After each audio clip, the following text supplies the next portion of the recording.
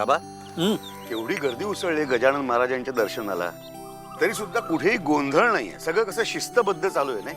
अरे हे तर तीर्थक्षेत्राचं वैशिष्ट्य आहे.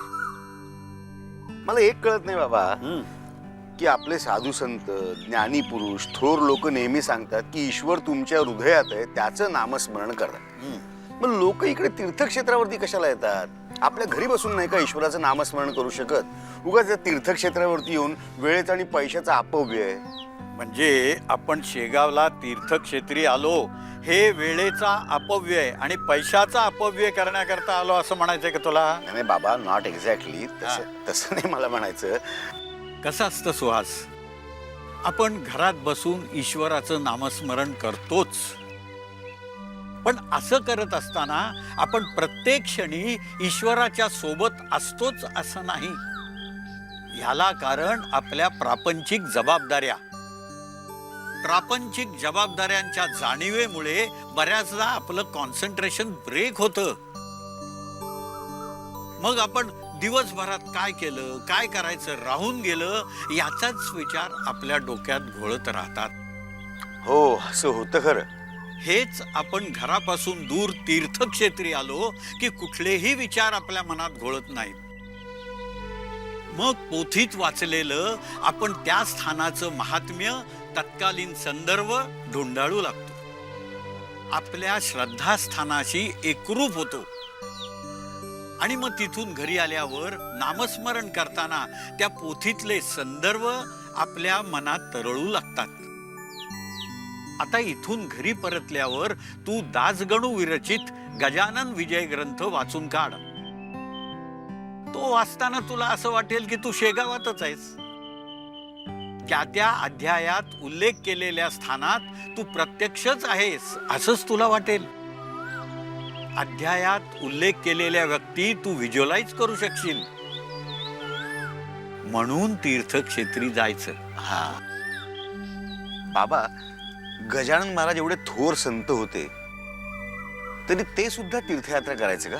करायचे, पण ते भक्तांच्या हट्टाखातर. एरवी देवच त्यांच्या भेटीला यायचा. उदाहरणादाखल मी तुला नर्मदा नदीची गोष्ट सांगतो. सांगा. सोमवती अमावस्येला नर्मदा नदीत स्नान करण्याचं पावित्र्य विशेष मानलं गेलंय. म्हणून शेगावकरांनी ओंकारेश्वराचं दर्शन घेऊन नर्मदा नदीत स्नान करण्याचं ठरवलं.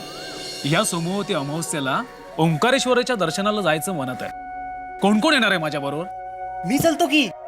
सोमवती अमावस्येला नर्मदेत स्नान केल्यानं सगळी पापं धुवून निघतात असं म्हणतात. हो, असं असेल तर मी बी येतो.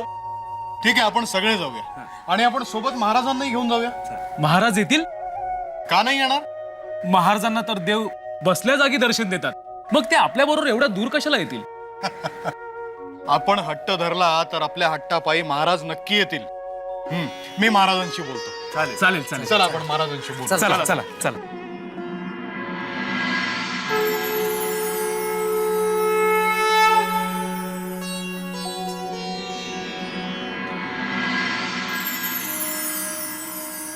बंकट, काय झालं? तुम्ही सगळे शांत का? महाराज, आपण गुरुमाऊली आहात. आम्हा लेकरांना ओंकारेश्वराच्या पायावर आपण नाही ठेवणार तर दुसरं कोण? हा अधिकार केवळ आपलाच आहे. आपण आम्हाला तिथे घेऊन जावं अशी विनंती घेऊन आम्ही आपणाकडे आलेले आहोत. आपण आमच्या सोबत येऊन आम्हाला नर्मदेत स्नान करण्याचं. मी का यावं बंकटा? माझी नर्मदा इथेच आहे, या विहिरीमध्ये. तिला टाकून मी गेलो तर ती रागावे. मला नर्मदा स्नान इथेच घडेल. तुम्ही जा, ओंकारेश्वराचं दर्शन घ्या, नर्मदा मातेला भेटा. त्यातच तुमचं हित आहे. नाही महाराज, आम्ही तुम्हाला घेतल्या वाचून जाणार नाही. बंकट, मग आम्हाला सोमवती अमावस्येला नर्मदा स्नान घेण्याचं पुण्य लाभलं नाही तरी चालेल. हो महाराज, हा आमचा बालहट्ट आहे आणि आमच्या गुरु माऊलींनी तो पुरवावा अशी आमची इच्छा आहे. ठीक आहे, आम्ही तुमचा हट्ट पुरवतो. पण काही विपरीत घडल्यास आम्हाला दोष देऊ नका. जा, तयारी करा, जाऊ ओंकारेश्वराला. हो महाराज, चला. धर्मदे, माते, ह्या लेकरांच्या हट्टाखातर मी तुझा अंश ज्या विहिरीत आहे त्या पाण्याने स्नान करायचं सोडून सोमवती अमावास्येच्या दिवशी ओंकारेश्वराचं दर्शन घेण्यास नर्मदे स्नान घेण्यास जातो आहे. लेकरांचा हट्ट पुरवणं हा एवढा एकच हेतू त्यामागे आहे. माते, मला क्षमा कर, मला क्षमा कर. नर्मदे मंगले देवी रेवे अशुभनाशिनी म्हणतो क्षमा करी यांचा दयाळू होऊ नियमनी. नर्मदे मंगले देवी रेवे अशुभनाशिनी म्हणतो क्षमा करी यांचा दयाळू होऊ नियमनी, दयाळू होऊ नियमनी, दयाळू होऊ नियमनी. गण गण गणात बोते, गण गण गणात बोते, गण गण गणात बोते.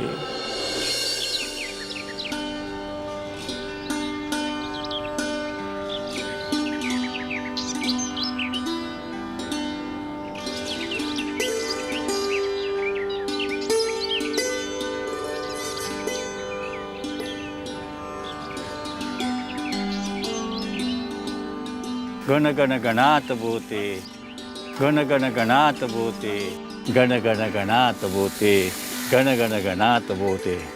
सखाराम, अरे फार दूरचा प्रवास आहे, तुझे बैल दमून जातील. नाही दमणार महाराज, चला तुम्ही. असं म्हणतोस? बरं चला. गण गण गणात बोते.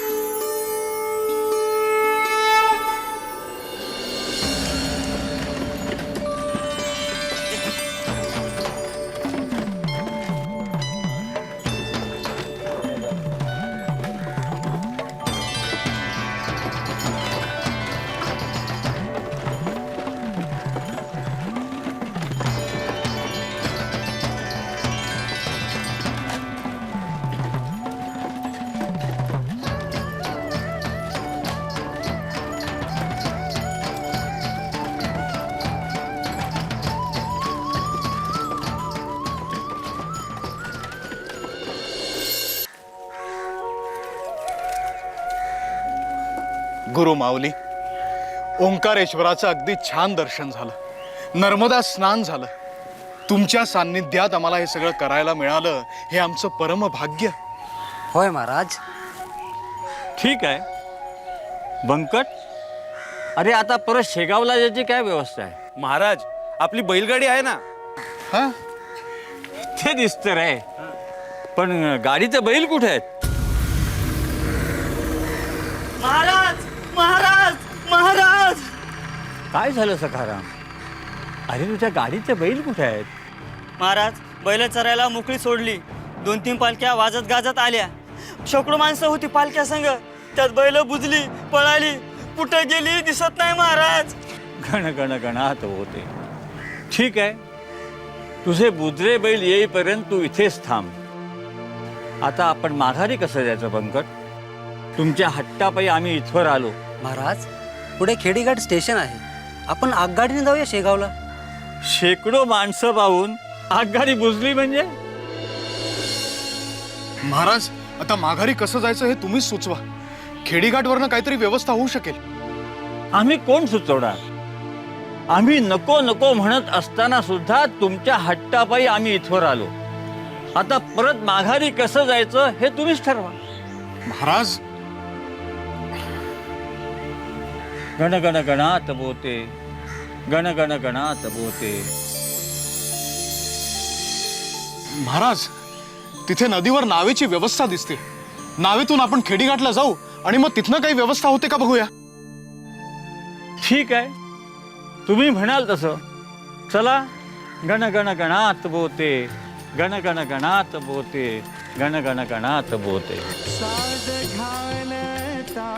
जीवाने धाव घेती गजानन प्रगटते भक्तांसाठी कोठल्याही रूपातून धुन लागताना माझी धुन लागताना माझी लाभे अपार हे सुख शेगावीचे योगीराज शेगावीचे योगीराज थोर ब्रह्मांड नायक ब्रह्मांड नायक ब्रह्मांड नायक ब्रह्मांड नायक ब्रह्मांड नायक.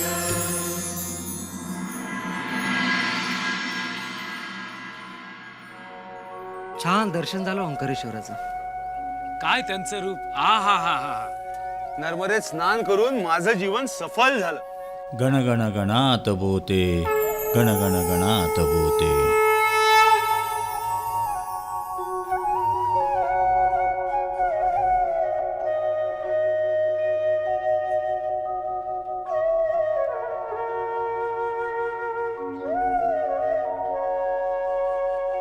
महाराज महाराज आपण असे अलिप्त का दिसताय? यात्रेवर जाताना लोक शिळोप्याच्या गप्पा मारतात. त्यापेक्षा आपण ज्या ठिकाणी जातो त्या देवतेचं नामस्मरण करावं. गण गण गणात बोते, गण गण गणात बोते.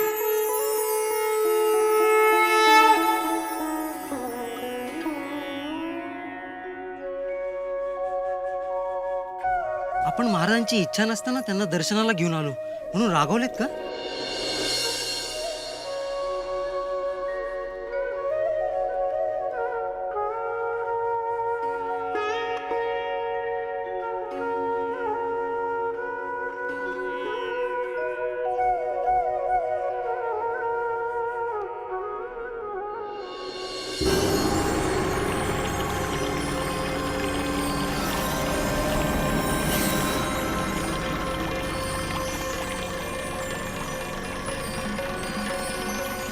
ओ भाऊ जरा सावकाश.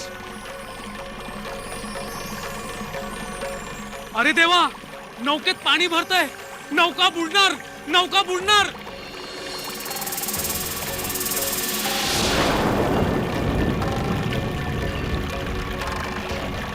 नौका महाराज महाराज महाराज नाव बुडणार. महाराज नौका बुडणार का? महाराज महाराज आमच्याकडून काय अपराध झालाय का? महाराज महाराज आम्हाला क्षमा करा, आमचे प्राण वाचवा महाराज.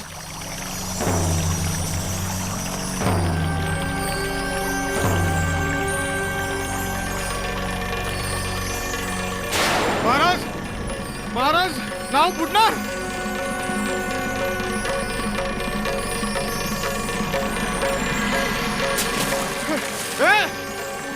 ए बाबा, ए थांब.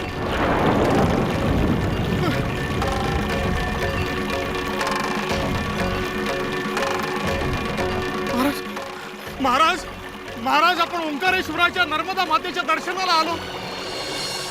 आता नर्मदा माताच आपल्याला जलसमाधी देणार का? महाराज नौका बुडते. महाराज महाराज आता तुमच्याच आम्हाला आधार आहे. काही करा आणि ही नौका पहिलं तरी न्या. महाराज आम्हाला वाचवा, महाराज वाचवा. गण गण गणात बोते, गण गण गणात बोते. नर्मदे मंगले देवी रेवे अशुभ नाशिनी. म्हणतो क्षमा करी यांचा दयाळू होऊ ने मनी, दयाळू होऊ ने मनी, दयाळू होऊ ने मनी. गण गण गणात बोते, गण गण गणात बोते, गण गण गणात बोते, गण गण गणात बोते, गण गण गणात बोते.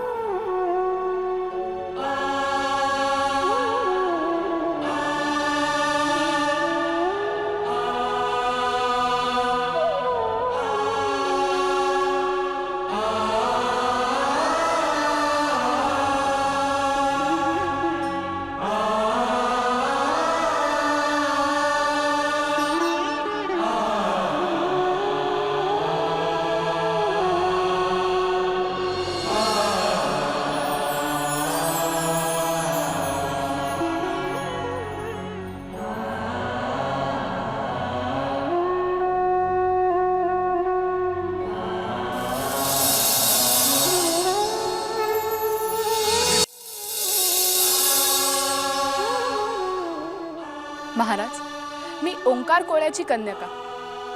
माझा प्रणाम स्वीकार करा.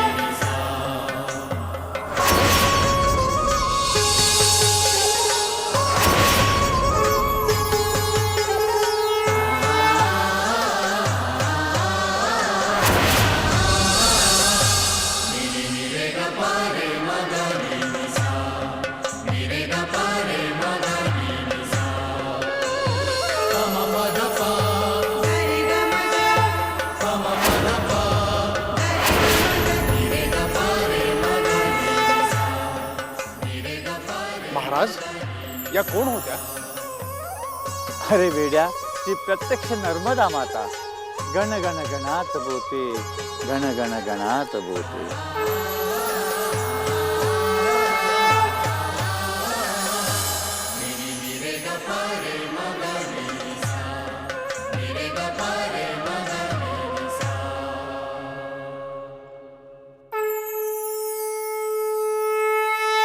तर अशा रीतीनं महाराजांच्या दर्शनाच्या इच्छेनं नर्मदा देवी नदीतून प्रगट झाली. तिनं गजानन महाराजांचं दर्शन घेतलं. म्हणजे बघ, खऱ्या अर्थानं गजानन महाराज हे ब्रह्मांड नायक होते. बाबा, काय प्रसंग होता नाही, ऐकून काटा आला अंगावरती. आणि तो काळही काय होता. महाराजांच्या सहवासातली ती माणसे किती भाग्यवान नाही. त्यांना महाराजांसारख्या योगयोगेश्वराचा सहवास लाभला. आपण त्यांच्या जागी असतो तर असू देखील म्हणजे सुहास, अरे हरी पाटील, बंकटलाल इतके जरी आपण महाराजांच्या जवळचे नसलो तरी महाराजांचा गेल्या जन्मी आपल्याला सहवास लाभला असावा. आपल्या हातून महाराजांची थोडीशी तरी सेवा घडली असावी. त्याशिवाय का आपण या जन्मात महाराजांचे इतके भक्त आहोत? त्याशिवाय का आपली प्रिया ऍक्सिडेंट झाल्यानंतर चमत्कार व्हावा तशी बरी झाली? ही सगळी आपल्या गतजन्मीची पुण्याई आणि महाराजांची कृपा. बरं, खरे हो बाबा तुमचं. आपल्यालाही कदाचित त्या काळामध्ये महाराजांचा सहवास लाभला असावा. सुहास, तीर्थक्षेत्री जायचं आणखीन एक कारण आहे. हे कारण व्यावहारिक आहे. आपण तीर्थक्षेत्री जातो म्हणजे काही खर्च करतो, पण हे पैसे तिथल्या स्थानिक रहिवाशांना मिळतात, ज्यावर त्यांचं घर चालतं. या निमित्तानं अप्रत्यक्षपणे आपण सामाजिक बांधिलकीही जपत असतो. पटतंय का माझं म्हणणं? हो, पटतंय ना. आणि बाबा, तुम्ही सुरुवातीला सांगितलेलं कारणही पटतंय मला. हा, आता घरी गेलो ना की गजानन विजय ग्रंथाचं पारायण करीन आणि तुम्ही सांगितलेल्या गोष्टींचा प्रत्यक्ष अनुभव घेईन. गण गण गणात भोवती, गण गण गणात भोवती. संतांचा सहवास आपल्याला ईश्वरी कृपेस पात्र ठरवतो.